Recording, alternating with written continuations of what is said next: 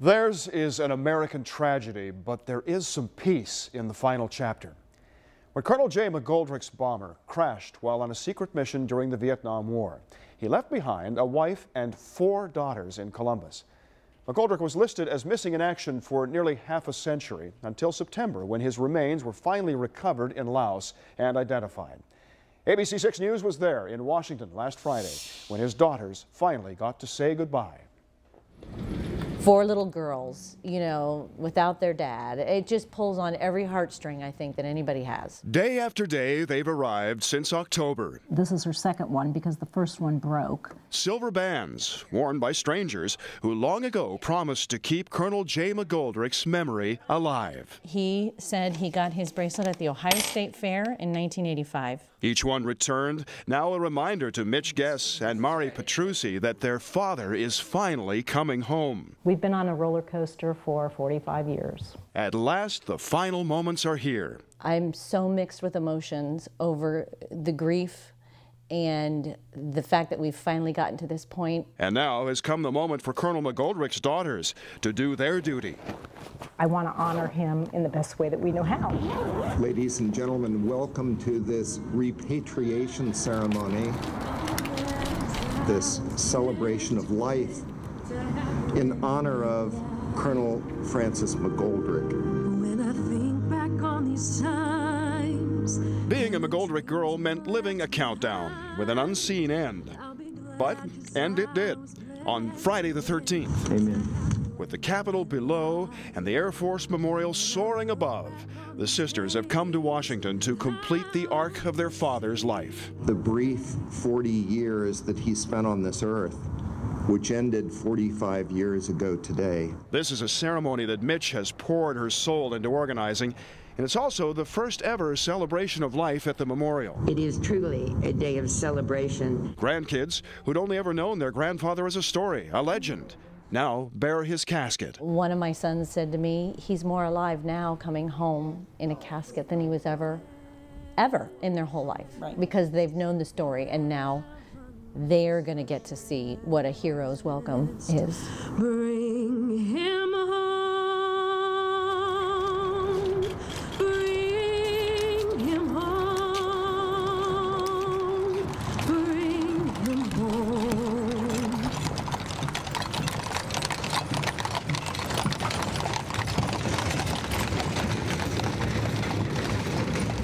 Half a mile as the crow flies from the Air Force Memorial is the final resting place at Arlington.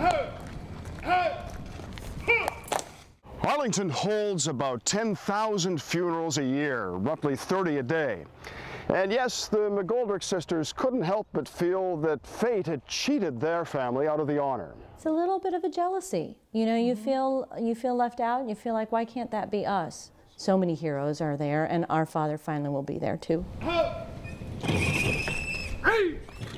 With a show of breathtaking precision and gravity, the Air Force has made sure the years spent waiting would end in the most reverent manner. Our Father, who art in heaven, hallowed be thy name. McGoldrick will not be buried alone. Cancer claimed his wife Jackie at age 47. She's been here since 1980. To be able to put them together in the same grave, his casket will go on top of hers. That's just such a blessing to have them together again. And remember those bracelets. We're going to collect all of these, and we're going to put them inside the casket with our father's remains. Mm-hmm. They need to go in a special place with a special person. 45 years to the day after leaving them, Jay McGoldrick's daughters have only fading memories of their father. But here, in the nation's most hallowed corner, under the bluest of skies and the brightest sun, they have one final, crystal clear moment with him. A gift as treasured as the ones on each of their laps. Absolutely. We have the end to our story. The gift of an answer, at last. I would say we have absolutely gotten our answers. We got to bury our father with honors in Arlington Cemetery. Mitch and Mari tell me that the end of their father's story finally allows them to do something they have never had a chance to do before, and that is grieve. Yeah, no doubt about that. What a great story. And they finally can put some closure on this and give their dad the honor that he'd been missing out on all this time. You know, they used to, when they were just youngsters when he went missing, and they used to go to school, and they felt they were kind of the plague children. Nobody wanted to ask them. They were that family who had lost their father in the war, and then they still bump into kids from elementary school, now in their 50s, and they wondered, what happened to your dad? Did you ever get answers? And they can finally say, yes, we know where he is, and he's buried now with honor at Arlington. Nice. Good for them, yeah. Time now to meet another ABC6 On Your Side champion, and maybe you're watching us tonight from the comfort and safety of your easy chair in the suburbs. Well, now, sell your house tomorrow. Move into a crack house in a troubled neighborhood and become grandmother to all the area kids, just like that. Grandma Cindy can show you how. This is a totally different world than Pickaway County and the suburbs. You know what he ever says, I want to move to a bad neighborhood and bring in all the kids. That is exactly what Cindy Gremling and her husband Dan have done. Bring in the kids for Saturday morning at Grandma's house. We sing songs, do activities, do crafts, just give them a safe place to come. An oasis, just like Grandma's place. They've made the comment that it smells good and there's always something to eat. That's what a grandma's house is. That means awesome. Cindy and Dan could not have imagined this 2 years ago, living comfortably in rural Pickaway County. But after helping to start a women's shelter in the city, Cindy was approached by a friend who wanted her to do the same in her late parents' home. Cindy said yes. I did not realize that the house was 1/2 block off Parsons. And a wreck. But Hazel had lived here for 53 years, and Cindy was determined to make Hazel's a house of hope. We try to show them something different. It's the essence of what a grandma is. We are making a difference. It's worked so well, the Gremlings are currently remodeling their 4th house of hope. Hubby and I are kind of like pilgrims. So we've moved 4 times in the last 2 years. You like your life more now than before? Absolutely. I think this was what I was created for. She's got you a treat. A world away from the comforts of Pickaway County, the Gremlings are restoring hope. Once you're here, once you see this, one house at a time. You can't pretend this doesn't exist. So all kids can know they're never far from Grandma's house. It's a labor of love. And I am just naive enough to think that love makes a difference.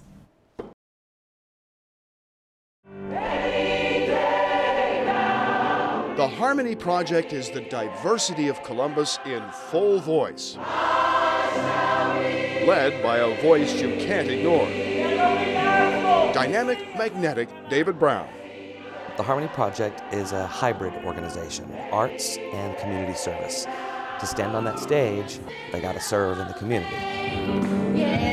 Spend a week with Brown and you'll see the real range this choir has. So this is the South High Harmony Project, and they've been rehearsing with David Brown since September. Now they've been invited to sing at the Mayor's State of the City address, which they are extremely excited about.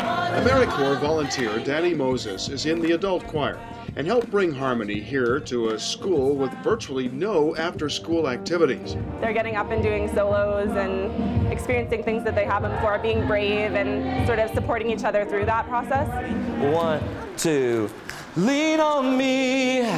On Tuesdays, Brown and members of the choir are side by side with folks trying to re-enter a society that at one time would barely see them, let alone hear them. If you just call me. Men like Dave.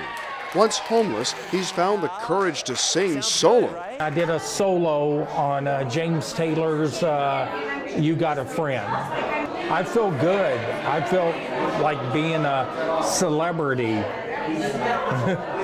actually going to plant some more trees. We're actually going to... And coming soon, Harmony's most ambitious project yet, cleaning up a long stretch of Livingston Avenue. David Brown and the choir know that music is a great unifier, but it's not to get us all to think the same. It's not to get us all to believe, vote, love, worship the same. Kids from South showed us last Thursday how much higher the notes can go. It's to get us all to acknowledge that there are needs in the community, and they're not going to get done if we leave them up to somebody else.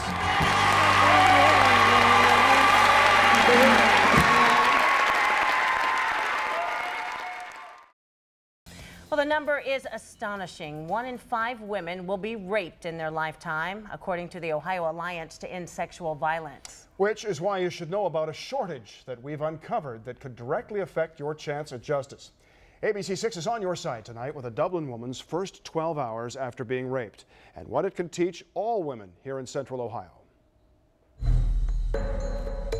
I met him online. It was the last thing Mackenzie ever thought would happen. Through a website called. To go from emails. He and I have been talking for about 3 weeks. To face. He tries to make a move on me about 3 times. And every time he does, I tell him, you're not getting anything more than cuddling. To rape on a first date. When I wake up, he has me on my stomach. He is holding my arms down. Left there at dawn, alone and violated by a guy she says didn't even bother to shut the door. Mackenzie's chance for justice began slipping away. I almost didn't go to the hospital. It took my friend a solid hour and a half, 2 hours to even convince me to go to the hospital. Sue Wismar from Sarnco says that kind of hesitation is not uncommon. We do know that after a trauma, people are facing several choices about their survival, coping, and what they might want to do for the future about reporting or pressing charges. Mackenzie says at 1 p.m., 7 hours after the assault, she changed her mind and went to Ohio Health's Dublin Methodist Hospital on a Sunday to get a rape exam. The doctor told me that there was a chance I was going to have to be transferred to Riverside because they didn't have a sane nurse. So she's going to go over there. Not just any nurse can collect evidence of rape. Linda on the right and Lori are specially trained sexual assault nurse examiners, or SANE nurses, at the University of Cincinnati's Medical Center. You have to collect the evidence within 96 hours. Christina Hinkle trains SANE nurses in the Southern Ohio region and says SANEs are commonly called in as needed. Our turnaround time, we try to reduce it to 1 hour as much as possible. But on that Sunday, Mackenzie is told, there is a nurse on staff right now that has done a rape kit before in the past, but it's a 3-hour process and she is the only person there, and so it would take her away from her other duties. Dublin Methodist would not comment on this specific case, but in a statement says, if a SANE nurse is unavailable, an emergency department physician will perform the exam. Unfortunately, all this takes time, and with the demands of an emergency department, sometimes it takes more time than we would like. Are there enough SANE nurses in Ohio, do you think? Definitely a shortage on SANE nurses. It's very difficult to get a nurse all completely through the training.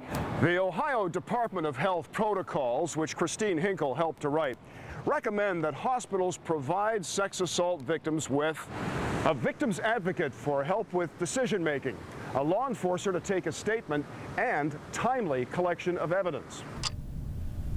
After 3.5 hours in the ER, Mackenzie says that she was given another option instead of an exam. Then they tell me that there's a nurse coming in who can do the kit, but she can't be here until 7. And a rape exam can be a couple more hours of grueling evidence collection. The colposcope helps us look at the genital area and the anal area. At 5 o'clock, 4 hours after arriving, Mackenzie had had enough. I find a nurse.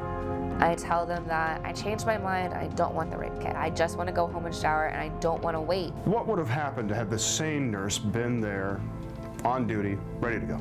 How would it have been different? I would have been able to get my rape kit done. I would have felt better. I would have felt like I had a stronger case, considering a week later I changed my mind and wanted to press charges. In the end, Mackenzie's case was not prosecuted. Lack of evidence. It's not an ideal situation at all, no. And unfortunately, even at this hospital, sometimes they do have to wait. The reality is that we are staffed by an excellent volunteer corps, which still has gaps in coverage. Gaps that Mackenzie says prompted her to abandon her best hope for justice. The whole experience in general was just extremely frustrating. It's horrible. You get re-victimized again.